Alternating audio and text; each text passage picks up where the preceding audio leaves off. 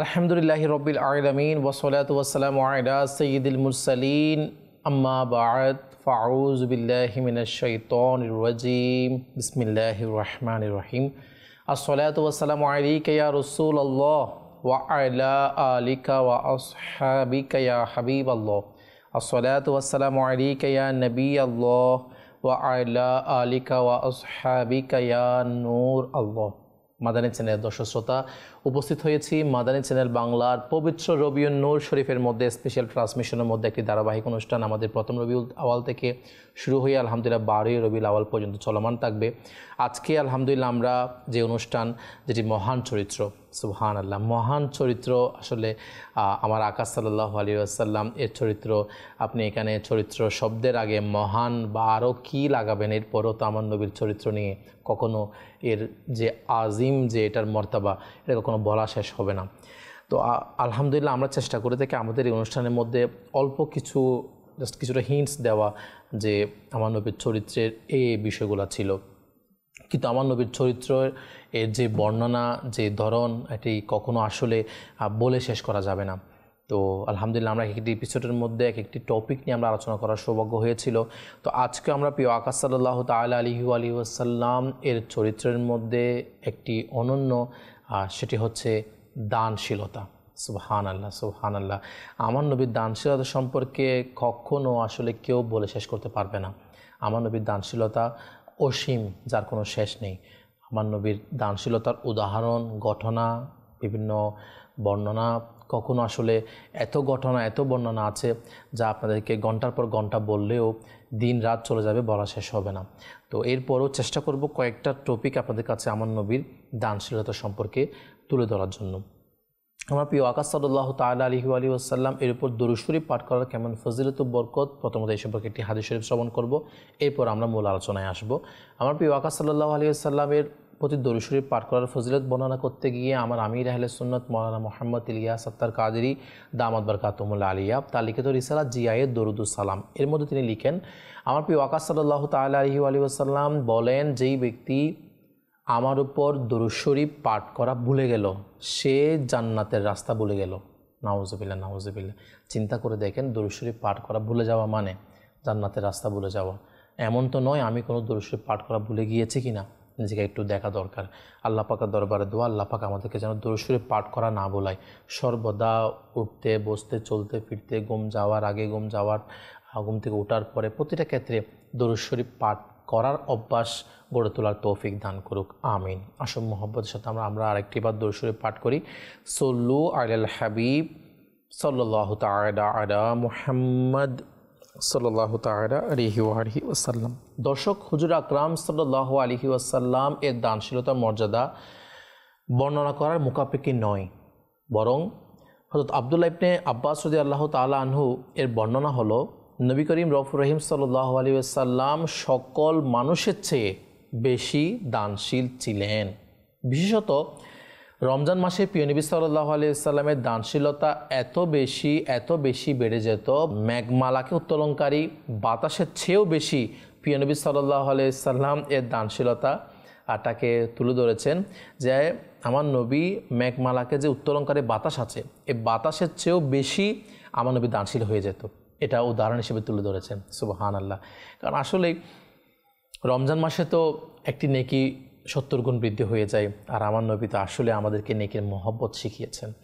আর এই মাসে তো আপনার ইবাদতের ব্যাপারে মানুষ সবাই সোচ্চার হয়ে যায়, আর এত বেশি আমার নবী রমজান মাসে দানশীল হয়ে যেতেন, যার উদাহরণ আপনারা শুনতে পেলেন। আমার প্রিয় আকা সাল্লাল্লাহু তাআলা আলাইহি ওয়াসাল্লামের ব্যাপারে হযরত জাবির বিন আব্দুল্লাহ রাদিয়াল্লাহু তাআলা আনহু তিনি বলেন, প্রিয় নবী রাসূল আরবি সাল্লাল্লাহু আলাইহি ওয়াসাল্লাম কোনো ভিক্ষুককে সে যত বড় কিছুই চাইতো না কেন, আমার নবী সাল্লাল্লাহু আলাইহি ওয়াসাল্লাম না শব্দটি কখনোই বলেননি। আল্লাহু আকবার, আল্লাহু আকবার, সুবহানাল্লাহ। আচ্ছা, আমার নবীর দান করার পরিমাণ, দান করার ধরন, দান করার মন মানসিকতা কেমন হতে পারে, আপনি এইটা থেকে জানতে পারেন যে আমার প্রিয় আকা সাল্লাল্লাহু তাআলা আলাইহি ওয়াসাল্লাম ব্যাপারে হযরত জাবির বিন আব্দুল্লাহ রাদিয়াল্লাহু তাআলা আনহু তিনি আরও বলেন, রাসূল পাক সাল্লাল্লাহু তাআলা আলাইহি ওয়াসাল্লাম কোনো ভিক্ষুককে উত্তরে না শব্দটি তো বলেননি, বরং একবার তার দরবারে, অর্থাৎ আমার নবীর দরবারে 70,000 দিরহাম উপস্থিত হলো, 70,000 দিরহাম আনা হলো। তখন হুজুর সাল্লাল্লাহু আলাইহি ওয়াসাল্লাম একটি চাটাই রাখলেন, চাটাইয়ের উপরে 70,000 দিরহাম ফেলা হলো। আর আমার প্রিয় আকা সাল্লাল্লাহু আলাইহি সাল্লাম পাশে দাঁড়িয়ে এগুলা বিতরণ করা শুরু করলো। আর কোনো ভিক্ষুককে খালি হাতে ফেরাননি, এমনকি এই সবগুলা 70,000 দেনার দিতে দিতে সব কিছু শেষই করে ফেললেন এবং এখান থেকে অবসর হয়ে গেলেন। সুবহানাল্লাহ, সুবহানাল্লাহ। অর্থাৎ আমার প্রিয় আকা সাল্লাল্লাহু আলাইহি সাল্লাম দরবারে এসেছে, এসেছে 70,000 দিরহাম, মানে বস্তা বলতে পারেন, টাকার বস্তা বা দেড়হামের বস্তা বলা যেতে পারে, চাটার মধ্যে ফেলেছে। এবার বলো কে আসবে, আসো। নিয়েছে, দিয়েছে, নিয়েছে, দিয়েছে। কোনো ভিক্ষুক খালি হাতে ফিরে যাননি।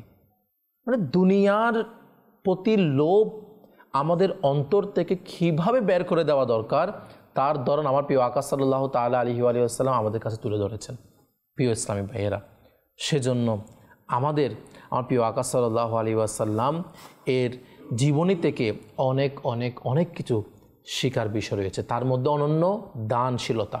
আমার প্রিয় আকা সাল্লাল্লাহু আলাইহি ওয়াসাল্লামের দানশীলতা কোনো ভিক্ষুকের উপরেই সীমাবদ্ধ ছিল না, বরং না চাইতেও তিনি সাল্লাল্লাহু আলাইহি ওয়াসাল্লাম মানুষকে এত বেশি প্রদান করতেন যে দানশীলতার দুনিয়ার এর উদাহরণ পাওয়া যায় না। একটা হচ্ছে ভিক্ষুক এসেছে, যার প্রয়োজন তাকে দিচ্ছে। আরেকটা হচ্ছে যার প্রয়োজন ছিল না, কেউ চাইতো না, এরপরও তাকে আমার নবী দান করতেন। সুবহানাল্লাহ, সুবহানাল্লাহ। আমার নবীর একজন অনেক বড় শত্রু ছিল, যার নাম হচ্ছে উমাইয়া বিন খলফ, যে কাফেরের ছেলে সাফওয়ান বিন উমাইয়া। যখন জিরানা নামক স্থানে প্রিয় নবী সাল্লাল্লাহু আলাইহি ওয়াসাল্লাম এর দরবারে উপস্থিত হলো, তখন তিনি সাল্লাল্লাহু আলাইহি ওয়াসাল্লাম তাকে এত বেশি পরিমাণে উট ও ছাগলের পাল দান করেছিলেন যে দুটি পাহাড়ের মাঝখানে ময়দান পূর্ণ হয়ে গেল। আল্লাহু আকবার, আল্লাহু আকবার। শত্রু ছিল, আমার নবীকে কত কষ্ট তারা দিত, কিন্তু শত্রুকেও আমার নবী দানের মাধ্যমে যে কেমন তাকে ধন্য করেছে, যে এতগুলা পশু, এতগুলা ছাগল তাকে দান করেছে। দুইটা পাহাড়ের মাঝখানে যে একটা জমিন, এই পুরা জমিন পুড়িয়ে গিয়েছে, পুরা জমিন ভর্তি হয়ে গিয়েছে। আল্লাহু আকবার, কেমন দানশীলতার ধরন মানুষ কল্পনা করতে পারে। আল্লাহু আকবার। অতঃপর সাফওয়ান মক্কায় গিয়ে চিৎকার করে তার সম্প্রদায়কে বলতে লাগলো যে, হে লোকেরা, ইসলামের ছায়া তলে এসে যাও। কাফেরের শত্রু, কাফের যে আমার নবীর শত্রু, তাকে আমার নবী দান করে তার দিল এত বড় করে দিল, তাকে এমন তার মনকে খুশি করে দিল, সে মক্কায় পৌঁছলো। পৌঁছার পরে তার সম্প্রদায়কে বলতে লাগলো, হে লোকেরা, ইসলামের ছায়া তলে এসে যাও। মুহাম্মদ সাল্লাল্লাহু তাআলা আলাইহি ওয়া সাল্লাম এত বেশি সম্পদ দান করেন যে দরিদ্রতার কোনো অংশই বাকি থাকে না। আল্লাহু আকবার, আল্লাহু আকবার। দরিদ্রতার কোনো আশঙ্কা থাকবে না। এরপর সাফওয়ান নিজেও মুসলমান হয়ে গেল। সুবহানাল্লাহ, সুবহানাল্লাহ। আল্লাহু আকবার, আল্লাহু আকবার।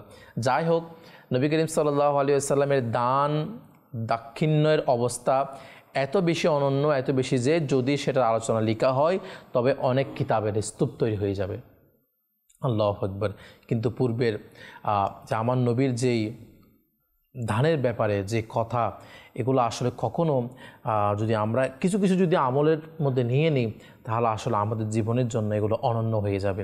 প্রিয় ইসলামী ভাইয়েরা, আমাদের উচিত দানের ব্যাপারে নিজের অন্তরকে দিল খুলে মানুষের কাছে দান করা, দিল খুলে, মন খুলে।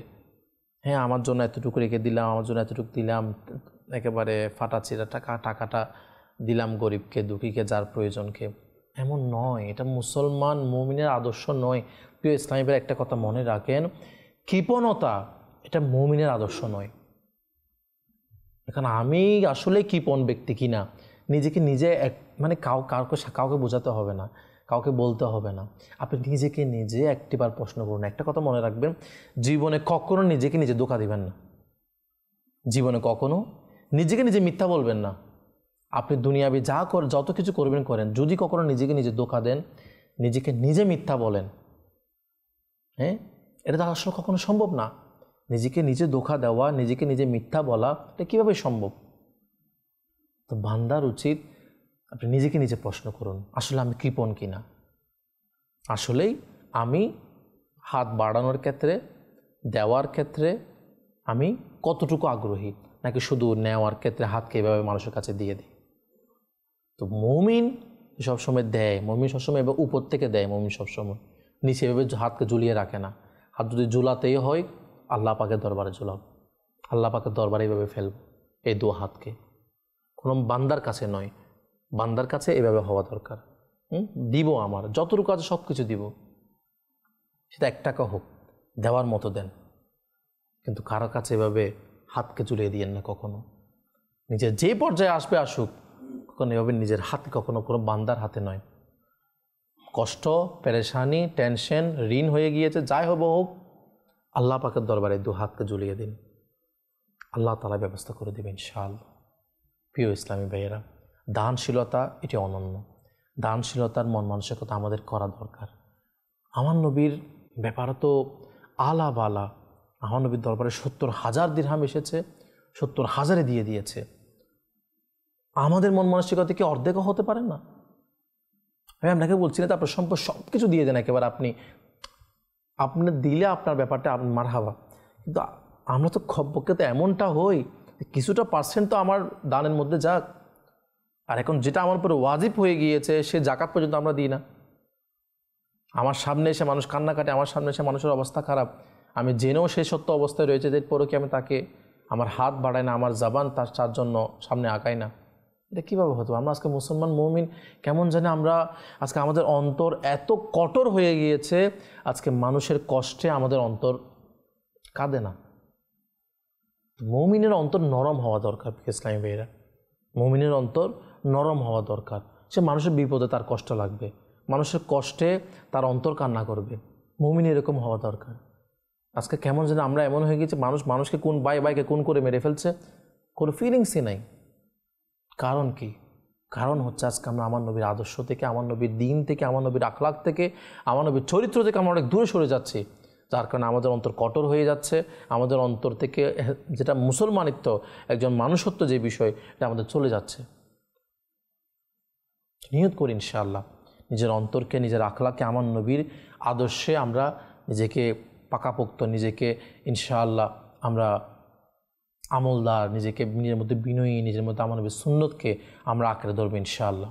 রাসূলুল্লাহ পাক সাল্লাল্লাহু তাআলা আলাইহি ওয়া সাল্লামের জীবনের মধ্যে আমার নবী আর অনেক কিছু আমাদেরকে রাস্তা দেখিয়েছে, সঠিক পথ দেখিয়েছে। তার মধ্যে আমার নবী বলেন, যেই ব্যক্তি হারাম সম্পদ অর্জন করে অতঃপর সাদকা করে, তা কবুল করা হবে না, এবং তা থেকে ব্যয় করলে তবে তাতে বরকত হবে না, আর তা নিজের পেছনে রেখে গেলে তবে তা তার জন্য দোজখের পাতেয় হবে।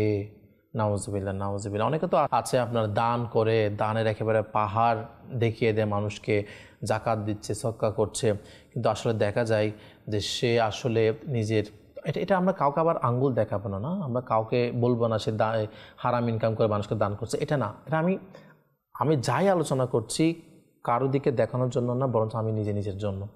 আপনারা যারা শুনতে পাচ্ছেন, আমরা নিজেকে দেখার জন্য এই আলোচনাগুলো শুনবো।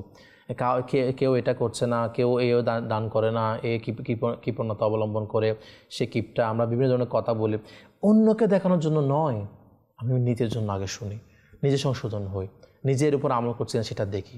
তো আমার ইনকাম যদি হারাম হয়ে থাকে, আর আমি যদি হারাম দিয়ে যদি মানুষকে দান সদকা করি, তাহলে কোনো সোয়াব পাবো না, বরঞ্চ আমার ওই ইনকামের মধ্যে কোনো বরকত আমরা পাবো না। আর ওই হারাম ইনকাম আমাকে আপনাকে জাহান্নামে নিয়ে যাওয়ার জন্য যথেষ্ট হয়ে যাবে। উলামায়ে কেরাম বলেন, রাসূলুল্লাহ পাক সাল্লাল্লাহু তাআলা আলাইহি ওয়াসাল্লাম এর সেই একদিনের দানের কথা, যে এখানে দানের ব্যাপারে আমরা শুনতে পেলাম যে হুনাইনের যুদ্ধের মধ্যে বলেন, মানে যেমন হযরত সাইদ মুসাইব রাদিয়াল্লাহু তাআলা তিনিও বর্ণনা করেন যে হযরত সাফওয়ান বিন উমাইয়া রাদিয়াল্লাহু তাআলা আনহু, এনার ব্যাপারে একটু আগে আমরা যে ঘটনা শুনেছি যে রাসূল সাল্লাল্লাহু আলাইহি সাল্লাম এমনভাবে দান করেছেন যে পুরো 2 পাহাড়ের মাঝখানে যে ছাগলের পাল পুড়িয়ে গিয়েছে, পালের মাধ্যমে পুরো ভরপুর হয়ে গিয়েছে।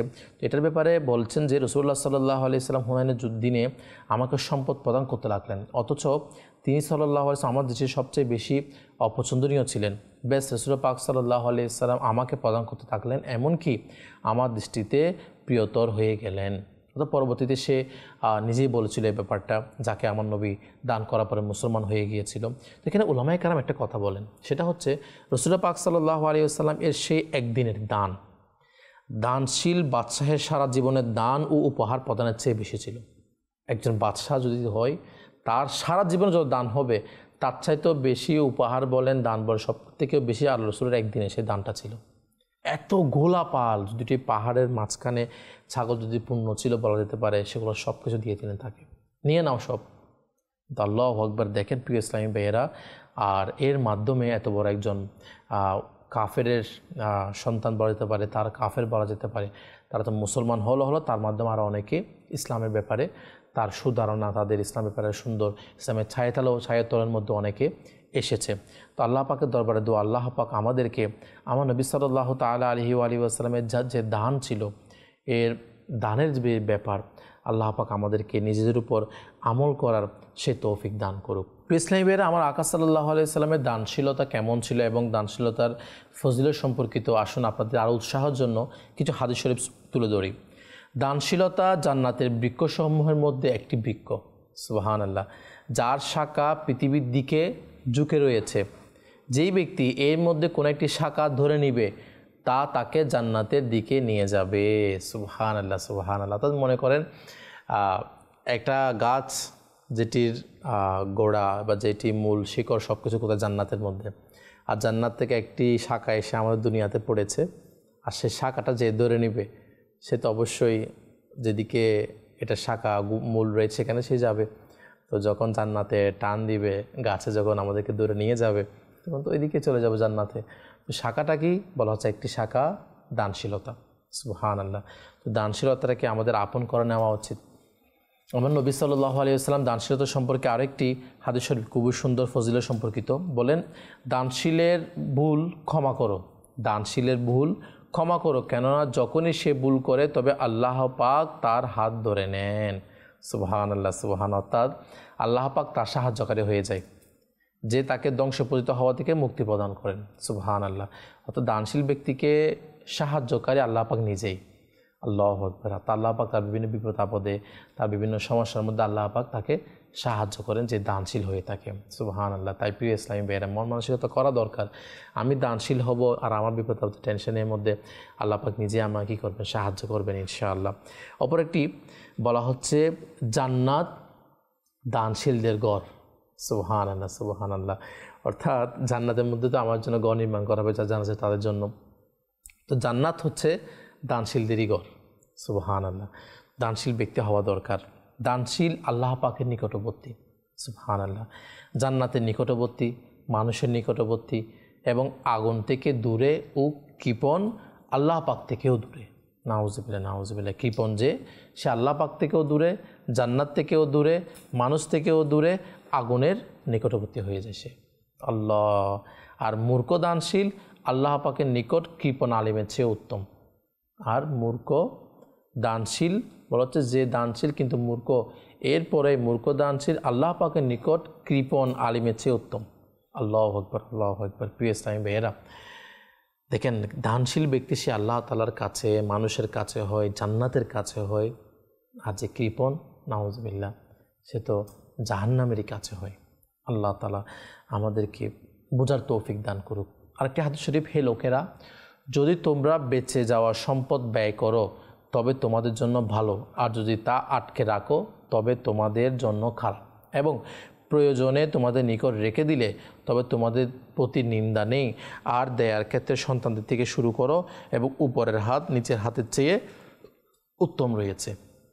অনেক সময় সম্পদ যদি কেউ রেখে যায়, ওই সম্পদ বাচ্চারা, আমার ভবিষ্যৎ প্রজন্ম কতটুকু হালালভাবে, কতটুকু ভালো কাজে খরচ করছে, এটা একটা ব্যাপার। যদি তারা আমার রেখে যাওয়ার সম্পদ দিয়ে খারাপ কাজ করে, গুনাহের কাজ করে, তাহলে আমার থেকেও কবরের শাস্তি ভোগ করতে হবে।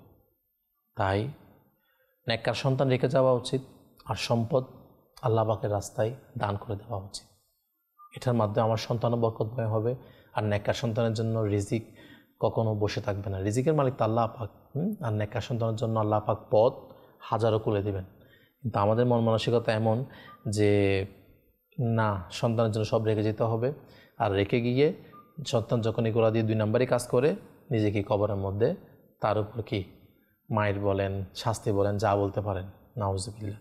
আল্লাহ পাকের দরবারে দোয়া, আল্লাহ পাক আমাদেরকে সম্পদের প্রতি লোভ, দুনিয়ার প্রতি লোভ থেকে বেঁচে দান করার মন মানসিকতা তৈরি করার তৌফিক দান করুক। হযরত হাসান বসরি রহমতুল্লাহি তাআলা আলাইহি বলেন, আল্লাহ পাকের শপথ, যে দিরহাম অর্থাৎ সম্পদকে সম্মান করে আল্লাহ পাক তাকে অপদস্থ করেন। বর্ণিত আছে সর্বপ্রথম যখন দিনার ও দিরহাম সৃষ্টি হয় তখন শয়তান তা উঠিয়ে নিয়ে তার কপালে রাখলো, অতঃপর তা চুমু খেলো এবং বলল যে একে ভালোবাসবে সে আমার গোলাম হয়ে যাবে।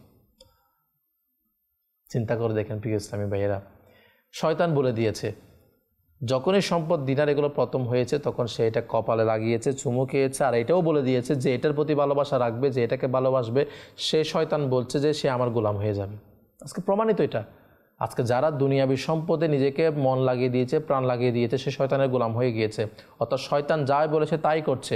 খারাপ বলেন, গুনাহের কাজ বলেন, কৃপণতা বলেন, কোন খারাপ বলেন, সব কিছু করছে। বেহায়াপনা, নির্লজ্জতা সব কিছু করছে। কারণ সে সম্পদের লোভে পড়ে, দুনিয়ার লোভে পড়ে সে শয়তানের গোলাম হয়ে গিয়েছে।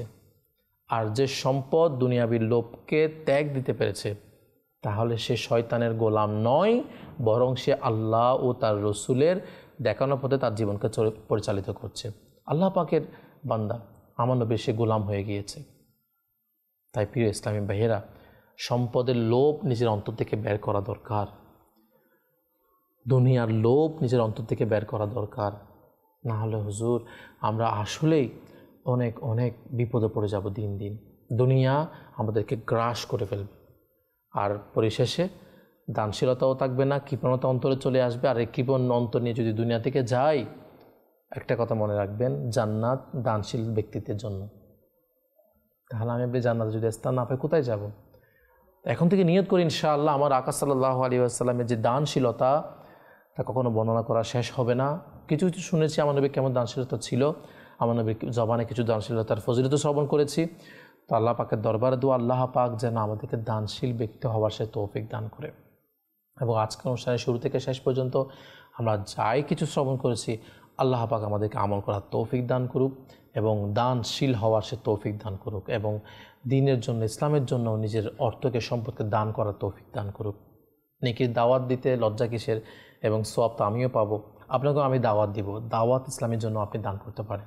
জি হ্যাঁ, দাওয়াত ইসলামী দ্বীনি কাজ করে যাচ্ছে। দাওয়াত ইসলামী সারা বিশ্বের মসজিদ মাদ্রাসা নির্মাণ করে যাচ্ছে। আপনার যদি এমন হয়, আলহামদুলিল্লাহ, আমার আল্লাহ পাকের বড় দয়া, আমির আহলে সুন্নাত 1500 বছর পূর্তি উপলক্ষে এই 1500 আলহামদুলিল্লাহ 1500 বছর এবার যে ঈদে মিলাদুন্নবী উদযাপন হচ্ছে, আমার আমির আহলে সুন্নাত নিয়ত করেছে যে, এবং এলান করেছে, আমরা যেন 1500টা ফয়জানে মিলাদ মসজিদ নির্মাণ করি। এই নামে হোক বা যে কোনো নামে হোক, আমির আহলে সুন্নাত সেটাও বলেছে। তো আপনার দানে যদি একটা আল্লাহর মসজিদ নির্মাণ হয়ে যায়, সুবহানাল্লাহ। আপনিও চাইলে এই রবিউল আউয়াল উপলক্ষে, রবিউল নূর মাস উপলক্ষে আমার নবীকে তোহফা স্বরূপ আপনি একটি আমার নবীকে ফয়জানে মিলাদ মসজিদ তোহফা দিতে পারেন। হ্যাঁ, যে ইয়া রাসূলুল্লাহ, এই সওয়াব যা হবে সব কিছু আপনার জন্য ইসাল করলাম। আপনাকে আল্লাহ পাক সামর্থ্য দিয়েছে, আল্লাহ পাক আপনাকে ক্ষমতা দিয়েছে, আপনাকে দিয়েছে বা আপনার ঘরের সদস্যদেরকে দিয়েছে। আপনি তাদেরকে বলতে পারেন, চেষ্টা করতে পারেন যে ইনশাআল্লাহ আমরা আমার নবীকে এবার তোহফা দেওয়ার জন্য আল্লাহর রাস্তায় খরচ করব, আল্লাহ ঘরে একটি মসজিদ নির্মাণ করব। সেটা হতে পারে 5 লাখ টাকা, সেটা হতে পারে 10 লাখ টাকা, সেটা হতে পারে 20 লাখ টাকা। আল্লাহ আপনাকে যতটুকু সামর্থ্য আছে, আপনাকে যদি সেটাও না পারেন, আপনার কমপক্ষে একটি ইট দিয়ে হলেও আপনি শরীক হন, চেষ্টা করেন। তো আল্লাহ পাকের দরবারে দোয়া, আল্লাহ পাক যেন আমাদের সকলকে আমল করার তৌফিক দান করে, এবং নিজেও ন্যাক হয়ে অন্যকেও ন্যাকা বানানোর চেষ্টা, নিজেও দানশীল হয়ে অন্যকেও দানশীল বানানোর চেষ্টা আল্লাহ পাক আমাদের করার তৌফিক দান করুক। আমিন। বিজাহি নবিল আমিন সাল্লাল্লাহু তাআলা আলাইহি ওয়া আলিহি ওয়াসাল্লাম। সল্লু আলাল হাবিব সাল্লাল্লাহু তাআলা আলা মুহাম্মদ সাল্লাল্লাহু আলাইহি ওয়াসাল্লাম।